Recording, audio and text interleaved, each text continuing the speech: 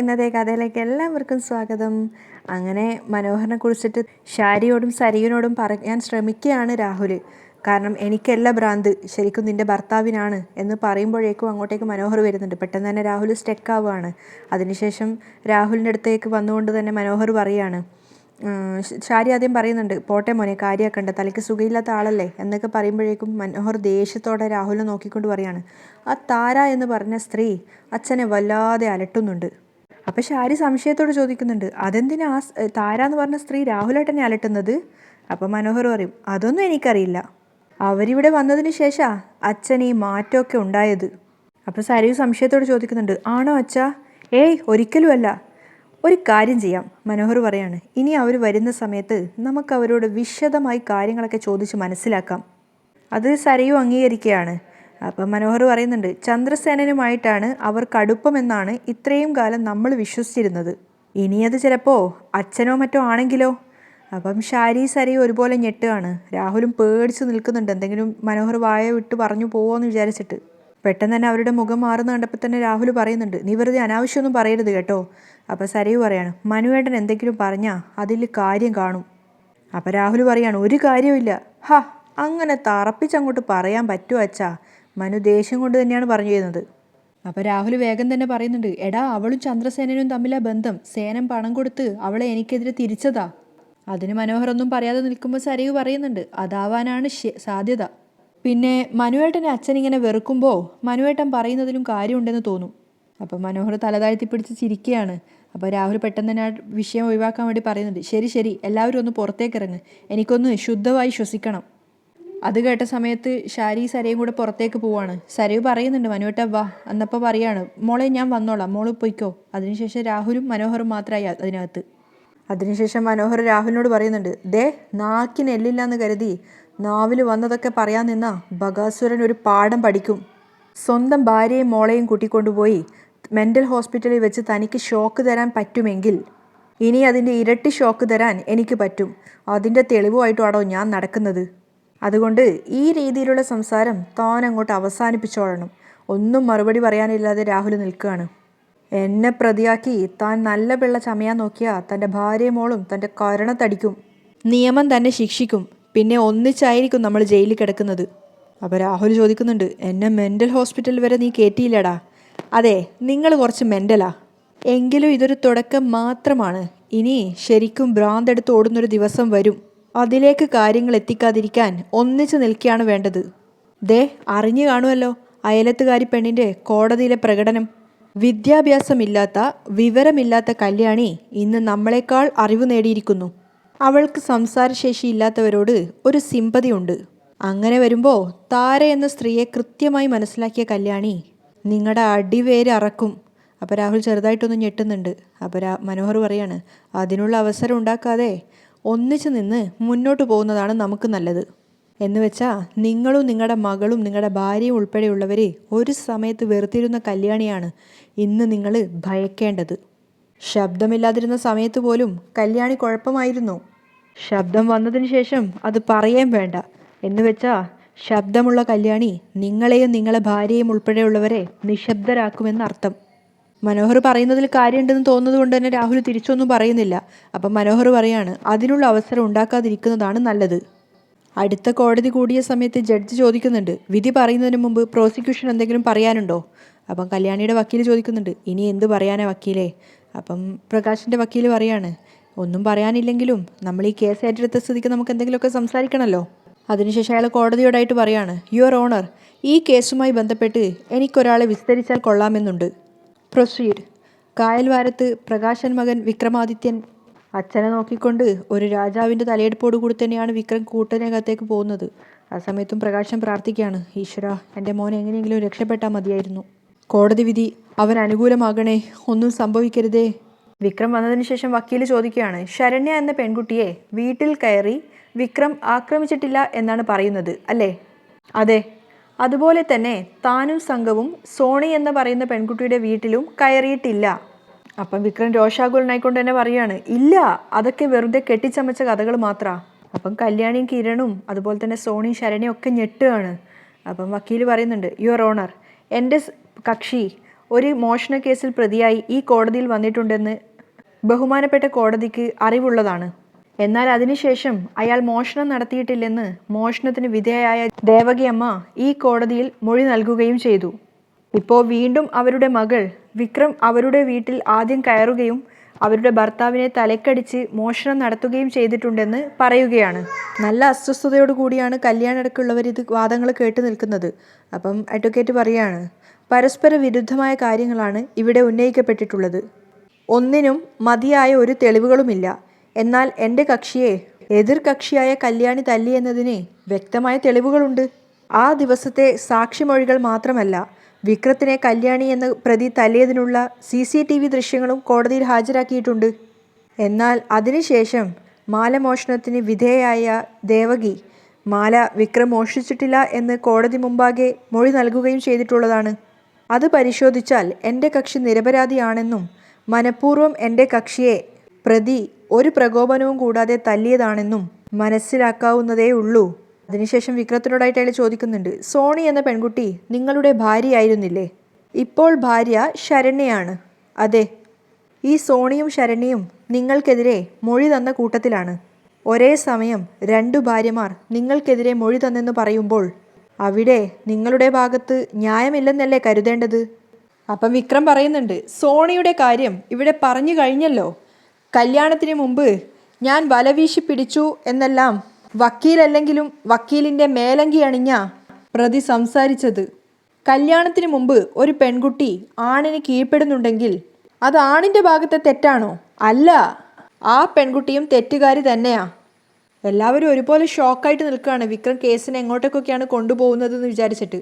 അപ്പം വിക്രം വലിയ ആളായിട്ട് പറയുന്നുണ്ട്, എന്നിട്ടും ആ പെൺകുട്ടി പ്രഗ്നൻ്റ് ആണെന്ന് അറിഞ്ഞപ്പോൾ ഞാൻ അവളെ തള്ളിക്കളയുകയല്ല ചെയ്തത്, എൻ്റെ ജീവിതത്തിലേക്ക് ക്ഷണിക്കുകയാണ് ചെയ്തത്. ഞങ്ങൾക്ക് ജനിച്ചത് ഒരു പെൺകുഞ്ഞാ. കുഞ്ഞിൻ്റെ ജനനശേഷം ഞാനൊരു ചിത്രകാരനല്ലെന്ന് അറിഞ്ഞതാ സോണി എന്നെ തള്ളിക്കളയാനുള്ള പ്രധാന കാരണം. അതെന്തൊരു വിചിത്രകരമായ കാരണമാണെന്ന് മേഡം ഒന്ന് ഓർത്തു നോക്കിയേ. ഒരാൾ ചിത്രകാരനല്ലെന്ന് പറഞ്ഞ് ഏതെങ്കിലും ഒരു പെൺകുട്ടി അയാളെ തള്ളിക്കളയോ? കോടതി അടക്കം എല്ലാവരും അതിനെ ശരിവെക്കുന്ന രീതിയിലാണ് നോക്കി നിൽക്കുന്നത്. അപ്പം വക്കീൽ ചോദിക്കുന്നുണ്ട്, നിങ്ങളൊരു ചിത്രകാരനാണെന്ന് പറഞ്ഞിട്ടാണ് ആ പെൺകുട്ടി നിങ്ങളെ സ്നേഹിച്ചത്? അപ്പം ഒരു മുഷിപ്പോടു കൂടിയാണ് വിക്രം പറയുന്നത്, ഞാൻ അന്ന് കുറച്ച് ചിത്രങ്ങളൊക്കെ വരക്കുമായിരുന്നു യുവർ ഓണർ. അപ്പോൾ കല്യാണം ഇങ്ങനെ ഞെട്ടിത്തെറിച്ച് കേട്ട് നിൽക്കുകയാണ്. പിന്നെ കല്യാണമൊക്കെ കഴിഞ്ഞപ്പോൾ ആ പെൺകുട്ടിയുടെ ഭാവനയ്ക്കനുസരിച്ച് ഞാൻ വരച്ചില്ല. അതാണ് സോണി എന്നിൽ കണ്ട കുറ്റം. സോണിയും കിരണും ഒക്കെ ഒരുപോലെ ഷോക്കായിട്ടിരിക്കുകയാണ്. അപ്പം വിക്രം കോടതിയോട് പറയുന്നുണ്ട്, സത്യത്തിൽ ഇതൊന്നുമല്ല കാരണം. കല്യാണം കഴിഞ്ഞ് ഒന്നിച്ച് ജീവിച്ചപ്പോൾ എന്നെ മടുത്തു. പിന്നെ ഇഷ്ടം പോലെ പണമുള്ള കൂട്ടത്തിലാണ് എൻ്റെ ആദ്യ ഭാര്യ. അതുകൊണ്ട് തന്നെ ഒരു ഭർത്താവിൻ്റെ ആവശ്യം അവൾക്കില്ല. അതാണ് ഞങ്ങൾ വേർപിരിയാനുള്ള കാരണം. അപ്പോൾ വക്കീൽ ചോദിക്കുന്നുണ്ട്, അപ്പോൾ ശരണ്യയുടെ കാര്യമോ? ശരണ്യ ഇപ്പോഴും എൻ്റെ ഭാര്യയാണല്ലോ, ഞങ്ങൾ നിയമപരമായിട്ട് വേർപിരിഞ്ഞിട്ടില്ല. പിന്നെ കഴിഞ്ഞ കോടതി കൂടിയ സമയത്താ ശരണ്യയുടെ ഭർത്താവിനെ തല്ലിയത് ഞാനാണെന്നും അതൊരു മോഷണ ശ്രമത്തിനിടെ സംഭവിച്ചതാണെന്നൊക്കെ ഞാൻ അറിയുന്നത് തന്നെ. ശരണ്യയും സോണിയൊക്കെ ഒരുപോലെ ഞെട്ടിത്തരിച്ച് നിൽക്കുന്ന സമയത്ത് വിക്രം കൂളായിട്ട് പറയുന്നുണ്ട്, സത്യത്തിൽ അങ്ങനെ ഒരു സംഭവം ഉണ്ടായിട്ടേ ഇല്ല. ഇവിടെ കളിച്ചിരിക്കുന്നതേ എൻ്റെ ആദ്യ ഭാര്യയും ഇവിടെ പ്രതിയാക്കപ്പെട്ട എൻ്റെ പെങ്ങൾ ഉൾപ്പെടുന്ന അവരുടെ ആ പെൺകുട്ടിയുടെ ബന്ധുക്കളൊക്കെയാ. അവർക്ക് പണവും സ്വാധീനവും ഏറെയുണ്ടെന്ന് ഞാൻ പറഞ്ഞു കഴിഞ്ഞായിരുന്നല്ലോ. അതുപയോഗിച്ച് ശരണ്യയെ വിലക്കെടുത്തതാ. അപ്പം വക്കീൽ ചോദിക്കുന്നുണ്ട്, എന്നിട്ടും ആ പെൺകുട്ടി ഭർത്താവിനെയും കൂട്ടിയാണല്ലോ വന്നത്, മനോജ് എന്ന ഭർത്താവിനെ.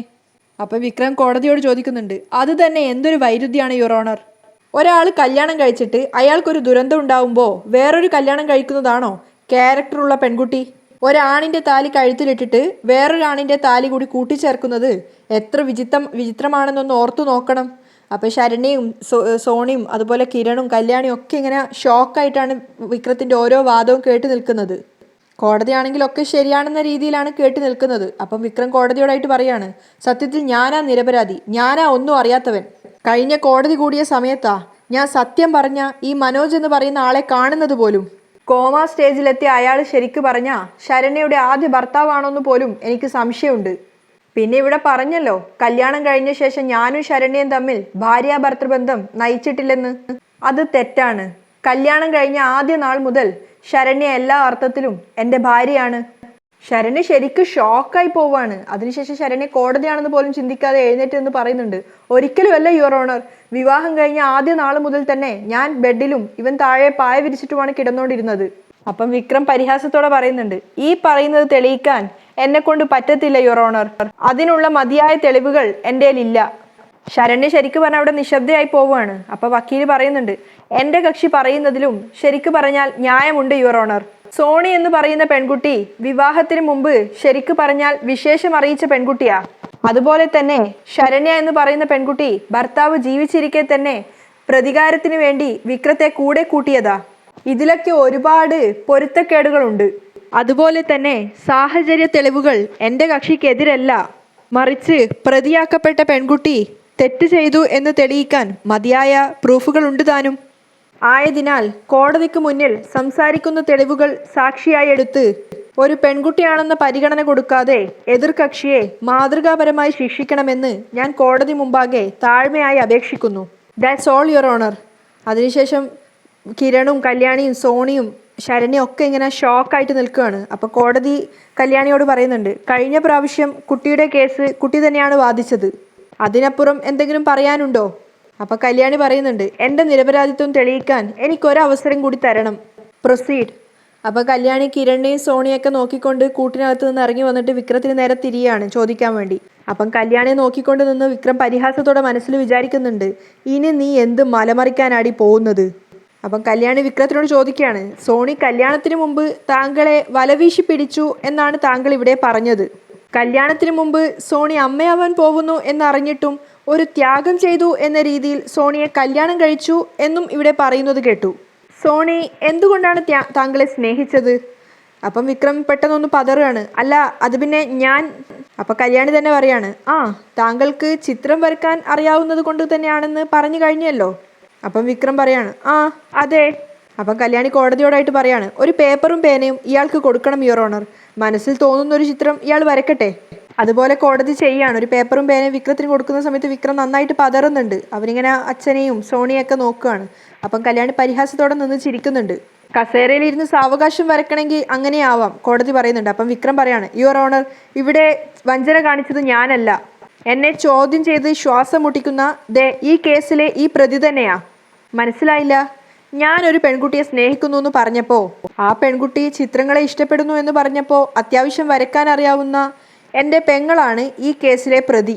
എനിക്ക് ചിത്രങ്ങൾ വരച്ചു തരുമായിരുന്നു. ആ ചിത്രങ്ങളാ എൻ്റെ സൃഷ്ടികളെന്ന് പറഞ്ഞ് ഞാൻ എൻ്റെ ആദ്യ ഭാര്യയെ കാണിച്ചത്. അപ്പം കല്യാണി കോടതിയോട് ചോദിക്കുകയാണ്, സ്നേഹിക്കുന്ന പെൺകുട്ടിയെ വഴിതെറ്റിക്കാൻ ഇവിടെ വഞ്ചന കാണിച്ചത് ആരാണ് യുവർ ഓണർ? സ്വന്തം കഴിവില്ലായ്മ മറച്ചുവെച്ച് താനൊരു വലിയ ചിത്രകാരനാണെന്ന് ആ പെൺകുട്ടിയുടെ മുന്നിൽ തെളിയിക്കാൻ ശ്രമിച്ചത് ആരാണ് യുവർ ഓണർ?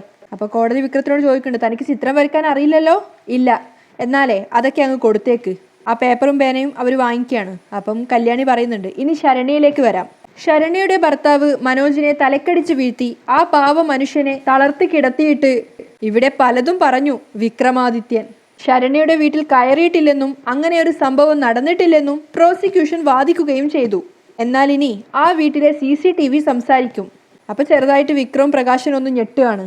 അപ്പം കല്യാണി പറഞ്ഞു കൊടുക്കുന്നുണ്ട്, താങ്കളും താങ്കളുടെ 2 സുഹൃത്തുക്കളും ആ വീട്ടിനകത്തേക്ക് മതിൽ ചാടി കിടക്കുന്നതും അവിടെ മോഷണം നടത്തുന്നതും ആ വീട്ടിലെ CCTV ക്യാമറയിൽ പതിഞ്ഞിട്ടുണ്ട്.